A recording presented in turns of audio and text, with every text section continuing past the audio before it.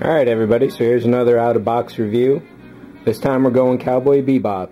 First up is the Red Tail Monocarrier, Valentine's craft. This is produced by Bandai. This is a second edition kit.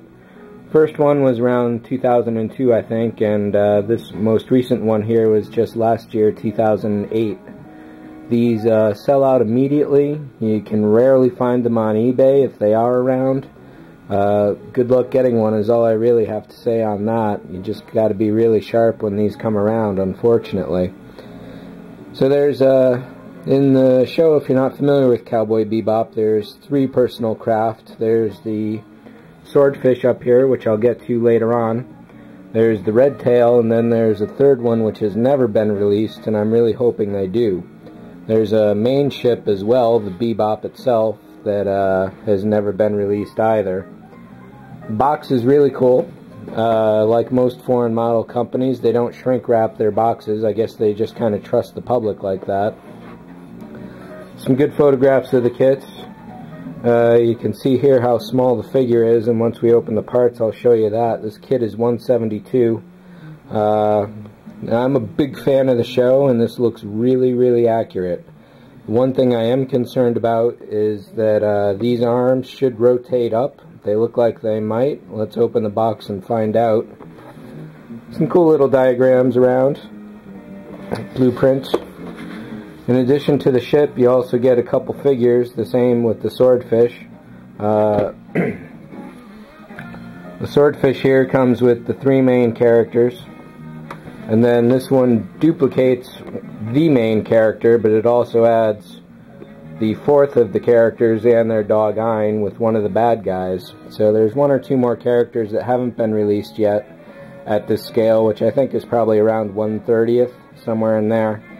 But like I say, they've got that third ship to do, and hopefully they'll throw those characters in there. So let's pop this open and have a look around.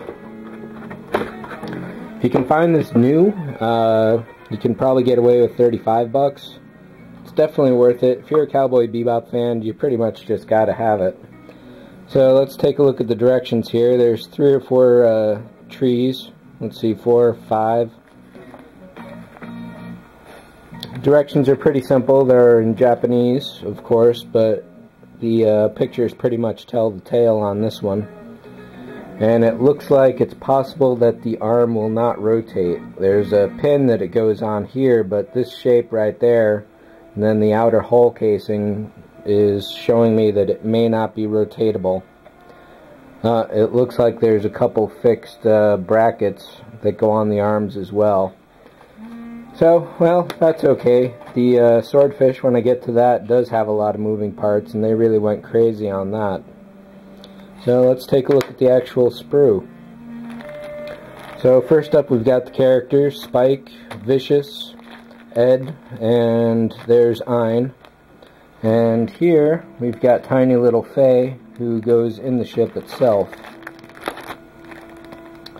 This is nice. The cockpit glass is already gold tinted. The Bebop did not do that.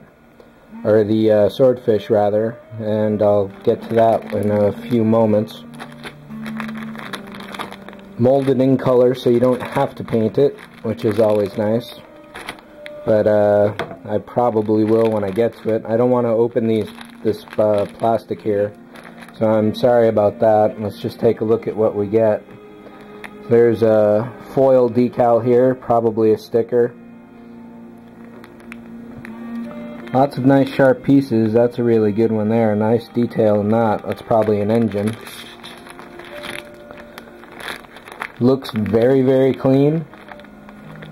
There's a little weirdness on the plastic there. They may have pulled this before it was completely cool. Looks like this one too. So yeah, this will have to be painted. I forget what this, it's not a deformation, but it's a blemish that happens when the manufacturers either pull the plastic too fast or they don't pour it hot enough. There's a few different reasons for that sort of thing. But the pieces themselves, shapes, that sort of thing, these are all really fine and precise. I'm not seeing any excess anywhere. There's no damage to any of the pieces, as far as manufacturing wise at least. So here are the arms, and again, these look pretty good. There's some really nice sharp detail in there. Thank Japanese miniaturization for that. Yeah, I don't think the camera will pick it up here, but this little tiny piece is really good. It's a machine gun. So let's pull over the Swordfish here. This is an original edition, and it cost me probably closer to $50 on eBay. You may be able to pick it up a little cheaper there. This one is still around, but the red tail, that one is just ultra rare. It comes and goes really fast.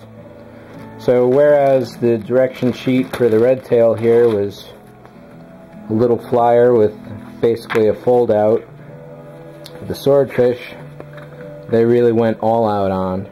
They get and again, it's all in Japanese, which makes me wish I really paid more attention to my Japanese class in college. But some really nice artwork, some good pictures from the show. And here we get the pictures of the actual assembled kit. Like I said, there's a lot of moving parts on this. The wings fold up. The characters are really good. You get a tiny spike spiegel here to go in the cockpit. Then we'll open this up and you get this huge sheet of directions. So again, this is another one. If you're a fan of Bebop, definitely pick it up. Hopefully you'll get it a little cheaper. So let me show you a couple things about the Swordfish here. The rear engine is fully rotatable in pretty much all directions. These stabilizer directional fins, whatever, they do bend, or they do twist rather. The cockpit opens, the little life pod comes out, that flips open as well. There's some really great detail in the cockpit that the camera is simply not going to pick up unless I switch to macro focus all the way. The laser cannon on the bottom, I thought this rotated. Yeah, it pulls down some and then it rotates. The wheels fold up into the wings. In this case, they don't fold up really well because that's my poor modeling skills of 2 years ago when I got this.